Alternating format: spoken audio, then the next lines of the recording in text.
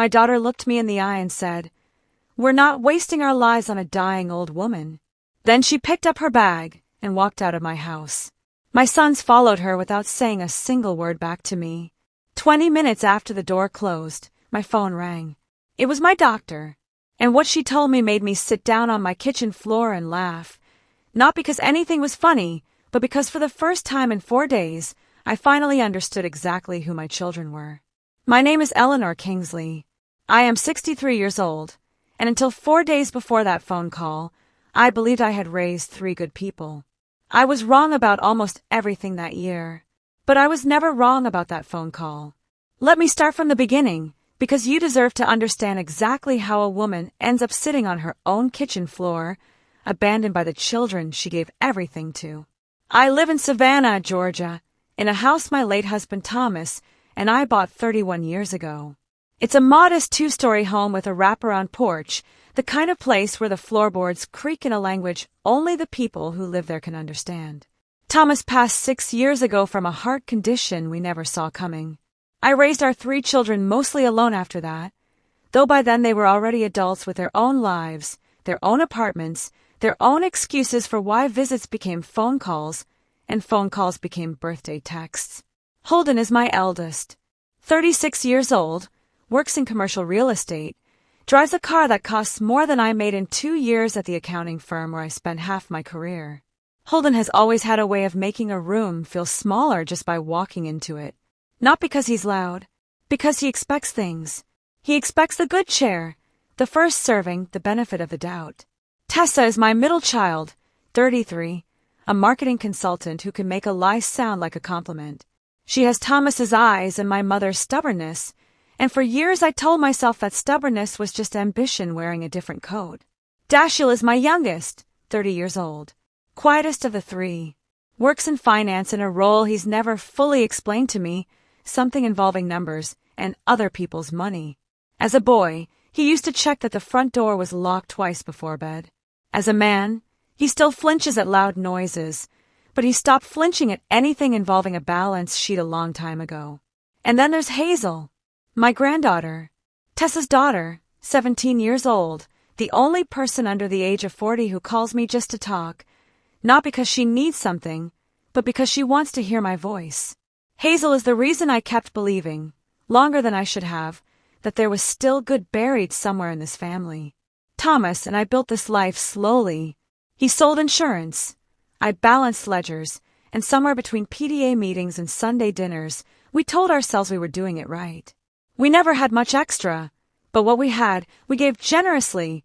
Braces for Tessa, a used car for Holden's 16th birthday that he complained about for a week before he ever drove it, tutoring for Dashiell when numbers came easier to him than people did.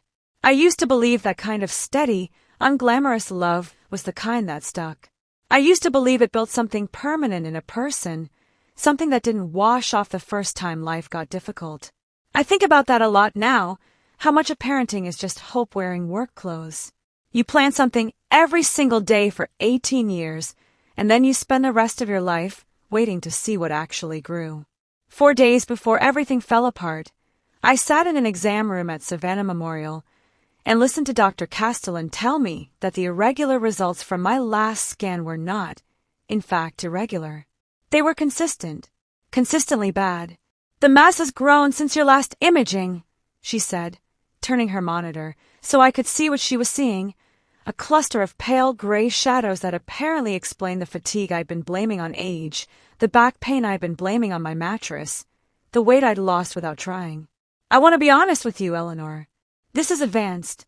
We're looking at a serious diagnosis, and I'd rather you hear that clearly from me than read it later and feel blindsided." She didn't say a number of months.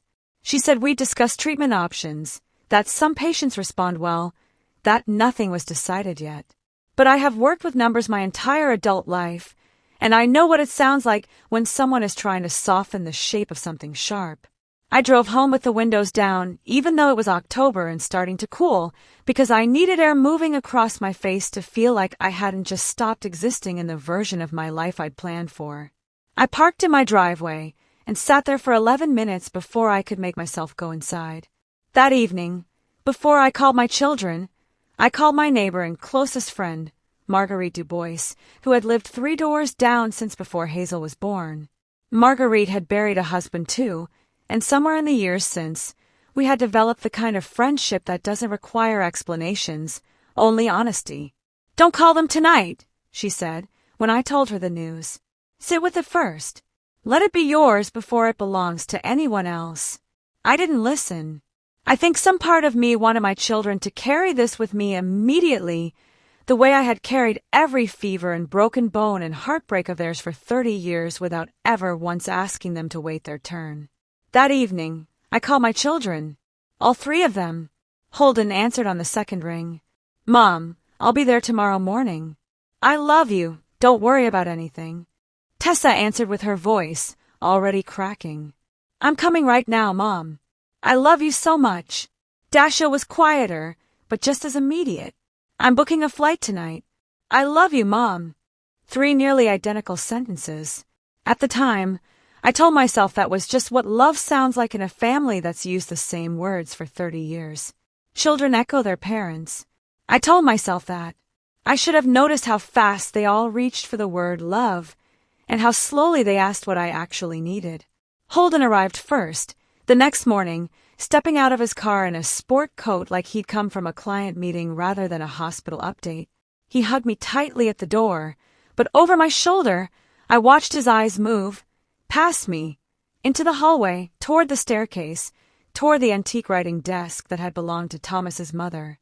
"How bad is it really, Mom?" he asked, settling into the kitchen chair that used to be his father's seat. "Bad," I said. "Stage 4. They're calling it advanced." He nodded slowly, the way you nod when you're doing math in your head and trying not to let your face show the answer. Tessa arrived that afternoon with grocery bags full of bone broth, fresh ginger, and turmeric capsules from a wellness shop downtown. She moved through my kitchen with the practiced efficiency of someone performing care rather than feeling it, narrating each ingredient's healing properties like she was hosting a segment on daytime television. "You're going to beat this, Mom," she said, not once looking up from the cutting board. "We're going to make sure you have everything you need." Dashiell came that evening, hugging me a beat too long at the door, the way he used to hug me as a boy after a nightmare. "Whatever you need," he murmured into my shoulder. "I mean that." For 4 days, my house was full again in a way it hadn't been in years. Holden made coffee every morning, black, 1 sugar, a detail he hadn't remembered since college. Tessa cooked meals I barely touched, the kitchen constantly humming with chopping and simmering. Dashiell sat beside me on the couch during old movies, refilling my water glass before I even noticed it was empty. They called me Mom in voices soft enough to make me believe, for stretches of an hour at a time, that grief and love had finally taught them something. But kindness that's real doesn't need that much choreography. Real kindness shows up wrinkled and inconvenient. It burns the toast because it's distracted by actually worrying about you. What I was watching felt rehearsed, like a performance with stage directions only they could see. By the 3rd night, I noticed something that turned my stomach quietly, privately, in a way I didn't share with any of them. Holden's eyes kept drifting toward the hallway closet where Thomas had kept our important documents. Tessa kept finding reasons to walk past my bedroom, glancing in at the jewelry box on my dresser. Dashiell, ever the numbers man, asked me twice in one evening, with a casualness that felt anything but casual, whether I had everything organized in case things moved fast. I didn't accuse anyone of anything. I told myself I was being unfair, that fear makes families clumsy, that grief shows up sideways sometimes. I wanted, more than I wanted almost anything else in those 4 days, to be wrong about my own children. Hazel came by that same evening, straight from school, still in her uniform, backpack slung over one shoulder. She didn't bring broth, or wellness supplements, or questions about paperwork. She climbed onto the couch beside me, put her head on my shoulder, and asked me what my favorite flower was because she wanted to plant something for me in the spring. "Daisies," I told her. "Simple ones. Nothing fancy." "Okay," she said. "I'm going to plant a whole row of them." She didn't ask about the prognosis.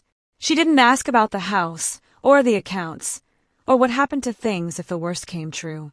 She asked about daisies, And for the first time in 3 days, I let myself cry in front of someone without immediately apologizing for it. On the 4th night, I made dinner myself for the first time since the diagnosis, roasted chicken, the recipe Thomas used to request on his birthday. I wanted one evening that felt like family instead of a hospital waiting room. I set the table with the good plates, the ones we only used for holidays, and for a few minutes, listening to the 3 of them talk over each other about nothing important, I let myself believe we might actually get through this together. Then Holden set down his fork. "Mom," he said, in a tone I recognized from every difficult client conversation he'd ever described to me, "we should talk about the estate. While you're still able to make decisions clearly." The table went quiet in a way that had weight to it. Tessa wiped her hands on a napkin, even though they weren't wet. "We just want to make sure everything's protected. For you. So you don't have to worry." Dashiell stared into his glass. "Do you even have a current will? Because if you don't, things could get complicated fast." I sat with that question for a long moment, feeling something inside my chest go very still and very cold. "I haven't updated my will since your father passed," I said quietly. "I've been meaning to. I just haven't had the heart." The shift in the room was immediate, and it was the most honest moment any of them had shown me in 4 days. Holden's jaw tightened. "You're telling me we drove down here, took time off work, and you haven't even handled the basics?" Tessa's soft voice vanished entirely. "Mom, that's incredibly irresponsible. Do you understand what could happen if something happens to you and there's no clear plan?" Dashiell laughed once, short and humorless. "I postponed 3 client meetings for this." I sat very still. Somewhere in my chest, the part of me that had spent 30 years reading people across conference tables, spotting the difference between genuine worry and financial anxiety, wearing worry's clothes, finally finished doing the math it had been avoiding for 4 days. "We're not wasting our time and energy on someone who can't even get her paperwork together," Tessa said, standing so fast her chair scraped against the floor. "I have a business to run, Mom. I can't put my whole life on pause." Holden didn't correct her. He nodded along, already reaching for his phone. Dashiell didn't look at me at all. They went upstairs together, and I sat at my own dinner table listening to suitcase zippers and closet doors and the particular rhythm of people who had clearly already decided, sometime in the last 4 days, exactly how this visit would end if I didn't have answers that satisfied them. Holden stopped in the front hallway, suitcase handle in hand, car keys already jingling in his other palm. "You should call an estate attorney first thing tomorrow," he said, like he was offering me advice on a stock pick. "Before things get messy." Then he opened the door. October air moved through the house, carrying the smell of cut grass and somebody's distant bonfire. Tessa walked past me with her purse clutched tight against her side, not meeting my eyes. Dashiell paused for half a second at the threshold, opened his mouth like he might say something different than the others, then closed it again and walked out into the dark. The door shut. The house went silent in that particular way only an empty house can be silent. Not peaceful, just empty. I stood in my own front hallway with the good plates still on the table, the chicken going cold, 3 half-finished glasses of wine catching the porch light through the window. 20 minutes later, my phone rang. Dr. Castellan's name lit up the screen.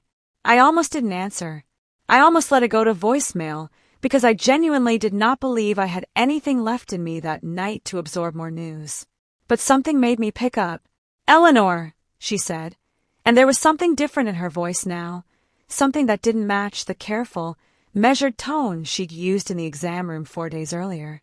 "I need you to sit down if you're not already." I told her I was sitting.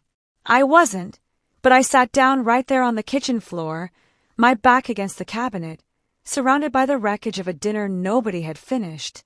"There was an error in your file," she said. "A significant one. When I pulled your full pathology report this afternoon for our treatment planning meeting, I found that the original imaging had been cross-referenced with another patient's biopsy results. Your scans show a mass, yes, but the biopsy results we used to stage your cancer as advanced, those weren't yours, Eleanor. They belonged to a different patient with a similar name." The room tilted slightly. "I don't understand." "Your actual biopsy results came back today," she continued. What you have is serious, and it does require treatment, but it is early stage. Highly treatable.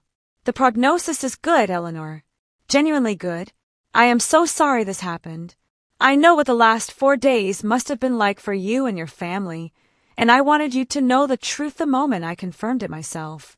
I sat on that kitchen floor and I laughed.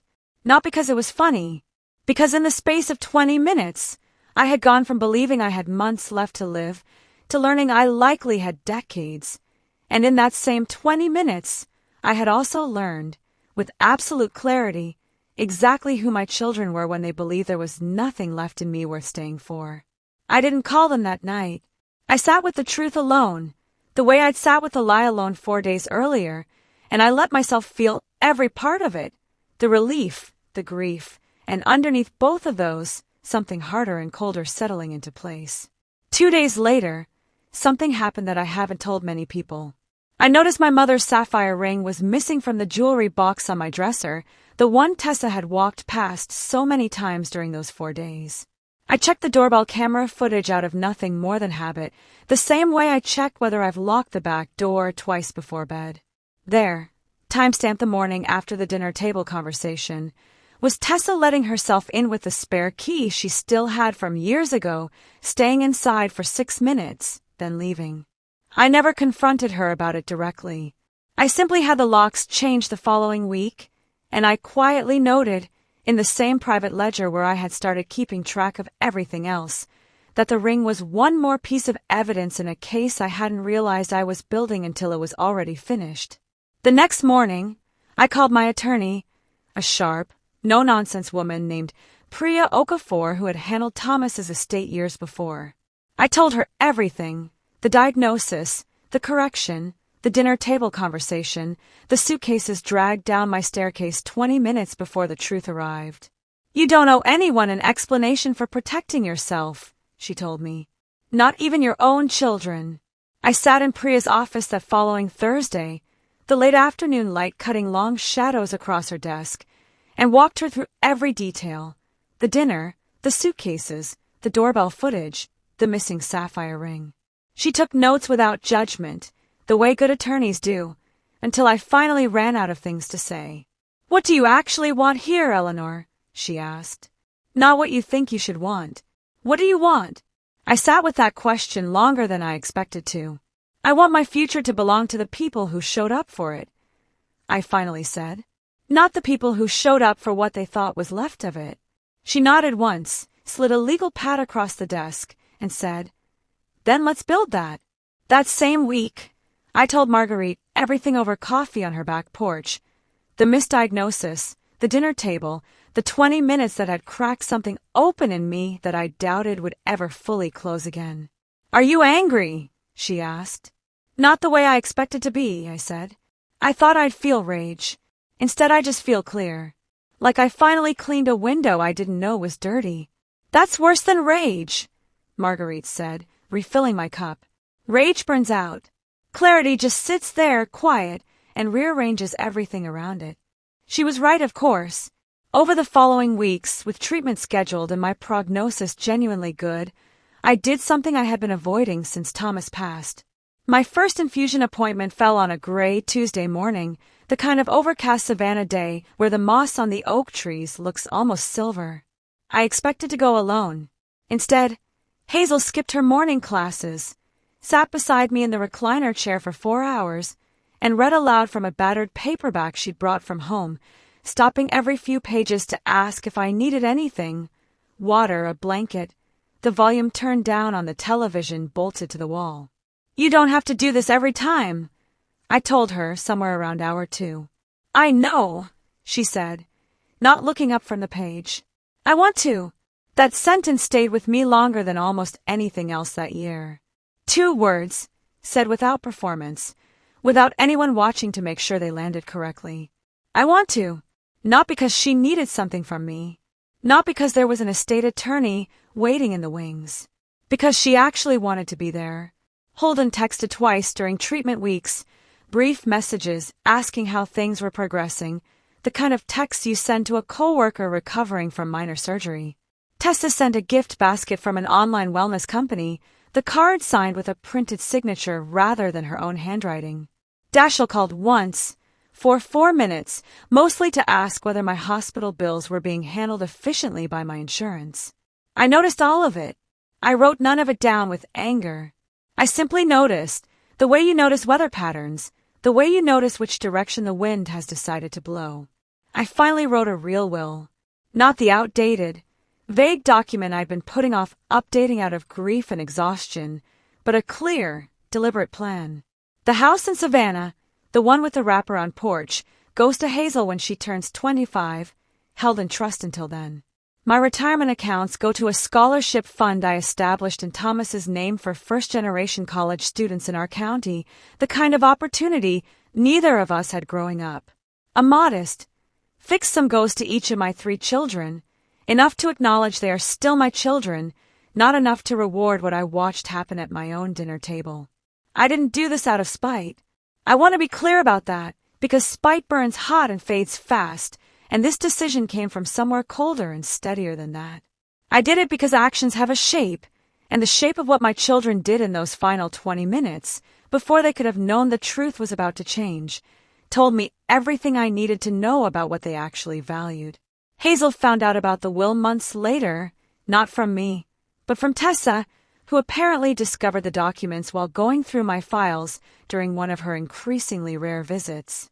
Hazel called me that night, crying, not because she'd inherited anything, but because she finally understood what had happened at that dinner table the year before. "They really said that?" she asked. "They really left like that?" "They did," I told her. "I'm so sorry, Grandma."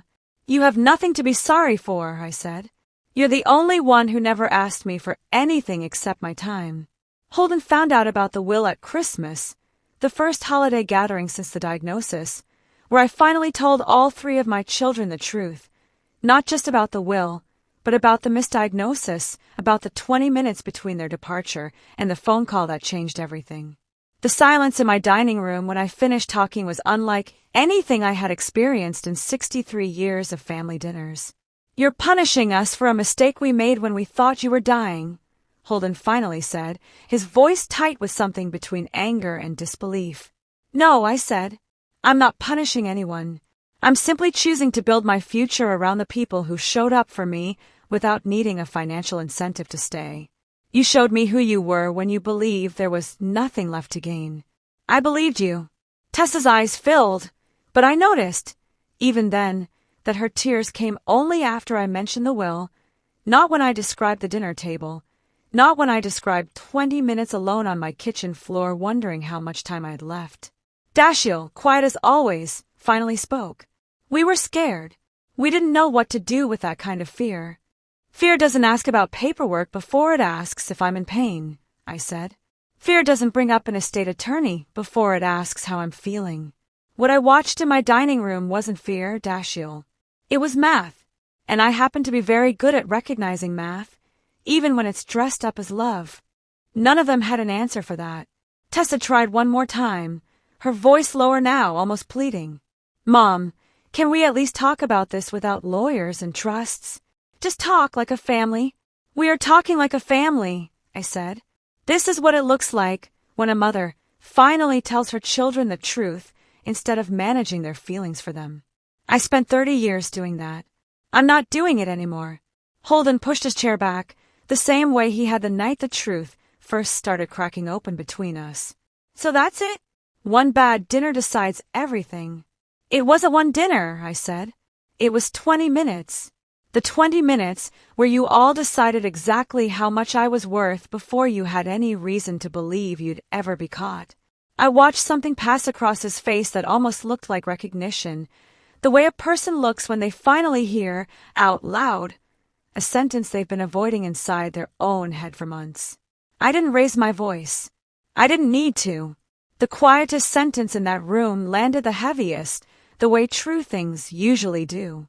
Holden came back alone, 3 weeks after that Christmas dinner, parking his car in the same driveway, but this time without the sport coat, without the cologne announcing him before he reached the door. He stood on my porch, looking smaller than I'd ever seen him. "Can we talk?" he asked. "Just us." I let him in. We sat at the kitchen table, the same one where the whole thing had unraveled months earlier, and for a long moment, neither of us said anything. "I keep replaying that dinner," he finally said. "I keep trying to figure out when exactly I became someone who'd say something like that to his own mother." "What did you decide?" I asked. "I don't think it happened in one moment," he said. "I think it happened slowly over years. Every time I let a phone call replace a visit. Every time I told myself I'd make it up to you later. By the time you actually needed me, I didn't know how to show up as anything except the version of myself I'd been practicing the longest." It was the most honest thing he had said to me in over a decade, and I told him so. "Does that change anything?" he asked, glancing toward the hallway, toward nothing in particular, toward everything. "It changes how I see you," I said. "It doesn't change the will. Those are two different things, Holden. One is about who you are. The other is about what I owe the people who showed up consistently, not the people who showed up sincerely 3 weeks too late." He nodded slowly, the same nod from that first morning, except this time there was no math behind it, only something closer to grief for a version of himself he hadn't realized he'd been building all along. He didn't ask to be added back into the will. I think, for the first time in his adult life, he understood that some things can't be renegotiated simply because you finally feel sorry. I'm 64 now. My treatment went well, exactly as Dr. Castellan predicted once she had the correct information in front of her. I have my strength back most days. I still live in the house with a wraparound porch, though now it's filled more often with Hazel's laughter than with the particular silence that follows people who only show up when they think there's something to gain. Last spring, true to her word, Hazel planted a row of daisies along the side of the porch, kneeling in the dirt in her school clothes, dirt smudged across her knees, completely unconcerned with ruining a perfectly good pair of jeans. I watched her from the kitchen window, and I thought about how strange it is that the people who give you the least reason to doubt them are so often the ones you almost overlook, simply because they never made their love loud enough to notice. She comes by most Sundays now, sometimes with takeout, sometimes with nothing but homework and a need for quiet company, and I've started to understand that this ordinary, unremarkable togetherness was a thing I'd been measuring love by all along, even before I had the language for it. I see Holden, Tessa, and Dashiell occasionally, holidays, the obligatory phone call on my birthday. The relationship isn't gone, but it isn't what it once was, and I've made peace with that distinction. Some bridges don't burn completely. They just stop being the road you walk every day. What stays with me most, even now, isn't the anger. It's the clarity. It took a clerical error, a 20-minute gap between a lie and the truth, to show me something about my own children that 30 years of birthdays and holidays had somehow kept hidden in plain sight. There are mornings, still, when I catch myself reaching for the phone to call Tessa about something small, a recipe, a piece of gossip from the neighborhood, the kind of nothing conversation mothers and daughters have 1,000 times over a lifetime, before I remember, all over again, exactly why that instinct doesn't quite fit anymore. Grief, I've learned, doesn't only show up for the people we lose. Sometimes it shows up for the people who are still alive, still reachable by phone, but who have become someone you no longer fully recognize. I think about that often. How close I came to never knowing, how easily a different set of circumstances could have let that performance of love stand uncorrected forever. I think about how many people out there are living inside that same uncorrected performance right now, never getting the 20-minute phone call that reveals the truth.